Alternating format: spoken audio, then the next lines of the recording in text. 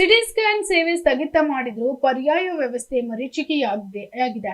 ಗಿರಿನಾಡು ಯಾದಗಿರಿಯಲ್ಲಿ ನಗರದ ತಾಯಿ ಮತ್ತು ಮಕ್ಕಳ ಆಸ್ಪತ್ರೆಯಲ್ಲಿ ಕೃಷ್ಣ ಡಯಾಗ್ನೋಸ್ಟಿಕ್ ಸಂಸ್ಥೆ ಸೇವೆ ಸ್ಥಗಿತವಾಗಿದ್ದು, ಸೇವೆ ಸ್ಥಗಿತವಾದರೂ ಕೂಡ ಪರ್ಯಾಯ ಉಚಿತ ಸಿಟಿ ಸ್ಕ್ಯಾನ್ ಸೌಲಭ್ಯ ಮಾಡಿಕೊಳ್ಳದ ಸರ್ಕಾರ ವೈದ್ಯಕೀಯ ಶಿಕ್ಷಣ ಇಲಾಖೆ ವ್ಯಾಪ್ತಿಯ ಏಮ್ಸ್ ಆಸ್ಪತ್ರೆಗೆ ತೆರಳುತ್ತಾ ಇರುವ ರೋಗಿಗಳು ಯಾದಗಿರಿ ನಗರದಿಂದ 8 ಕಿಲೋಮೀಟರ್ ದೂರದ ಏಮ್ಸ್ ಆಸ್ಪತ್ರೆಯಲ್ಲಿ ವೈದ್ಯಕೀಯ ಶಿಕ್ಷಣ ಇಲಾಖೆ ವ್ಯಾಪ್ತಿಯ ಆಸ್ಪತ್ರೆಯಲ್ಲಿ ಸಿಟಿ ಸ್ಕ್ಯಾನ್ ಸೇವೆ ಎಂದಿನಂತೆ ಕಾರ್ಯಾರಂಭವಾಗಿದೆ.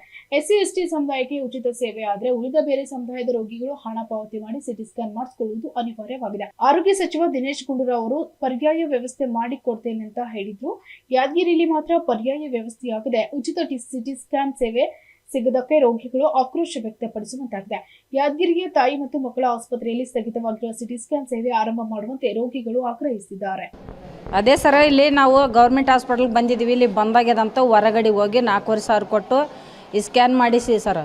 ಮಾಡಿಸಿದ್ರೆ ಅದ್ರಾಗ ಒಂದು ಅಂಟದ, ಇವಾಗ ಬೇರೆ ಕಡೆ ಹೋಗಂತ ಹೇಳ್ತಾರೆ ಸರ್ ಡಾಕ್ಟರ್. ನಾವು ಬಡ ಜನ ಬಂದೀವಿ ಇಲ್ಲಿಗೆ, ಏನು ಮಾಡಬೇಕು? ರೊಕ್ಕ ಒಂದು ಟೈಮ್ ಇರ್ತದೆ, ಒಂದು ಟೈಮ್ ಇರಲ್ಲ ಸರ್ ನಂಬಲ್ಲಿ.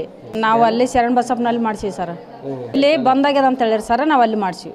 ಹೆಚ್ಚು ತೊಗೊಂತಾರೆ ಸರ್. ಒಂದು ಟೈಮ್ ರೊಕ್ಕ ಇರಲಿಲ್ಲ ಅಂದ್ರೆ ನಾವು ಜನಗಳು ಏನು ಮಾಡಿ ಎಲ್ಲಿಂದ ತಂದು ಕೊಡ್ಬೇಕು ಸರ್?